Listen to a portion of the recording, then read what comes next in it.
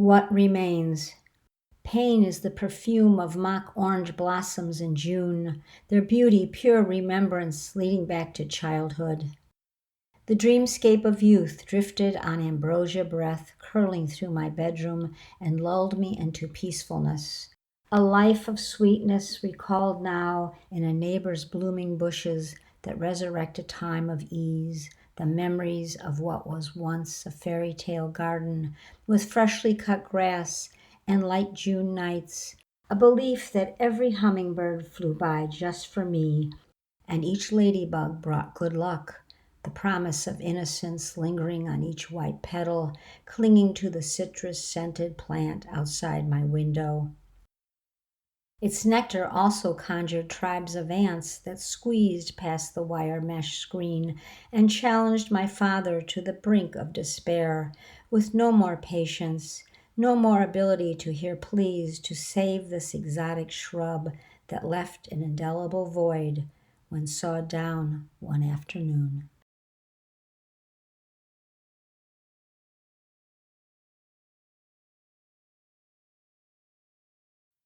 Garden Dance. All winter daffodil and tulip bulbs hide under the snow, not hibernating, just chilling out, a necessary break before they rise and point to perform their bright ballet, their petals responding to spring breezes till a gale turns their steps into a break dance. Exhausted, they retire from the floor. Nearby, a magnolia dresses in white chiffon plays out its own contract, its blooms perfuming the west wind that teaches them to sashay and skip and choreographs the gentle glissades and retrogrades of the whole company for a week or two. Satisfied with audience applause, they relinquish the stage to green leaves. Meanwhile, hydrangea prepare their show, auditioning for a longer run, each troupe in its own uniform of pink, blue, white, or even green and cream, awaits instruction from the shifting air, lifts or lowers its head, sometimes in syncopation with the rain, sometimes playful or with delicate restraint.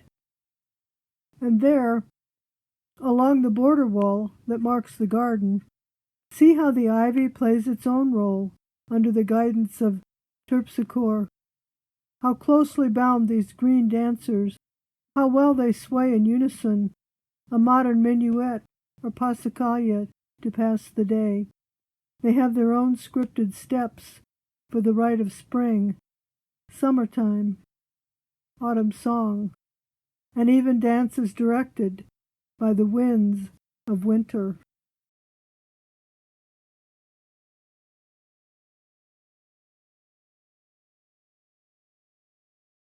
Petals in the dark. A flower is a lily, is white and dark, leaf, umbrella, open to life, to branch. A tulip is a tulip with one petal frowning, a lip torn, leaves sagging, buds on top, but not blooming yet. A petal flowing, dark and unopened, thirsty, leaves cling greedily. We need green in spring, but not in fall. Curling with intent, a stalked skin is not bark, is not jaundice, is hope. Shedding is care, the roots and bulbs with no flavor. The tepal stands up, an embryo reaching for light, hardens near an ovary, trying to dance. Bees hover near the stigma, pushing fuzz on petal, which is not an answer. An anther is not a suitcase, but it can pack air tight. Feminine flowers stamp waves like a maple leaf, curling and singing silence, the shock of shapes. Magnolia shrubs dying, hydrangeas laughing, pointing. A flower is closing. Look away from the center, rejoice in youth, while other buds shrivel and die like a beaten-up doll, one cheek slapped and bruised, the face so light and lithe it floats, ivory highlights, a collection of sugar.